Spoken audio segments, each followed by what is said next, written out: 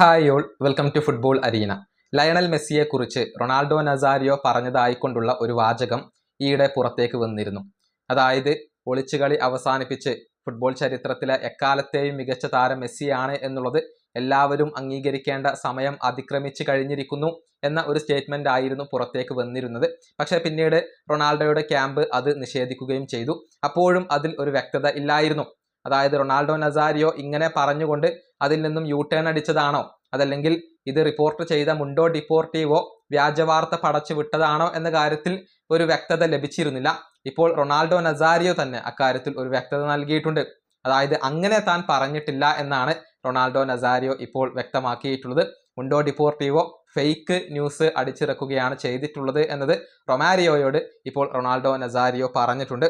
അദ്ദേഹത്തിന്റെ വാക്കുകൾ ഇങ്ങനെയാണ്: ഇന്റർനെറ്റിൽ ഒരു കാട്ടുതീ പോലെയാണ് ഇത് പടർന്നത്. മെസ്സി 3 ഗോൾ നേടിയതിന് പിന്നാലെയാണ് ഇത്തരത്തിലുള്ള ഒരു വാർത്ത പുറത്തേക്ക് വന്നത്. എന്താണ് സംഭവിക്കുന്നത് എന്നുള്ളത് എനിക്ക് മനസ്സിലായില്ല. കാരണം ഞാൻ അങ്ങനെയൊന്നും പറഞ്ഞിട്ടില്ല. എൻ്റെ മാനേജർ ചില മാധ്യമ പ്രവർത്തകരുമായി സംസാരിച്ചു. ഇതിൻ്റെ സോഴ്സ് എവിടെ നിന്നാണ് എന്ന് ചോദിച്ചു. ബാഴ്സലോണയിലെ മാധ്യമമായ മുണ്ടോ ഡിപ്പോർട്ടീവോയാണ് ഇത് ആദ്യം പബ്ലിഷ് ചെയ്തത്.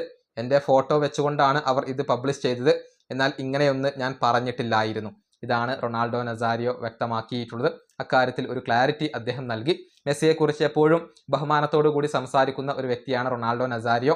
കഴിഞ്ഞ ദിവസം മെസ്സിയുടെയും തൻ്റെയും 38-ാം വയസ്സിലെ അവസ്ഥകളെ താരതമ്യം ചെയ്തുകൊണ്ടുള്ള ഒരു സ്റ്റേറ്റ്മെന്റ് ഒക്കെ അദ്ദേഹം നടത്തിയിരുന്നു. പക്ഷേ മെസ്സിയാണ് ഗോട്ട് എന്നുള്ളത് എല്ലാവരും അംഗീകരിക്കേണ്ട സമയം അതിക്രമിച്ച് കഴിഞ്ഞിരിക്കുന്നു എന്ന കാര്യം താൻ പറഞ്ഞിട്ടില്ല എന്നത് റൊണാൾഡോ നസാരിയോ ഇപ്പോൾ വ്യക്തത വരുത്തി കഴിഞ്ഞു.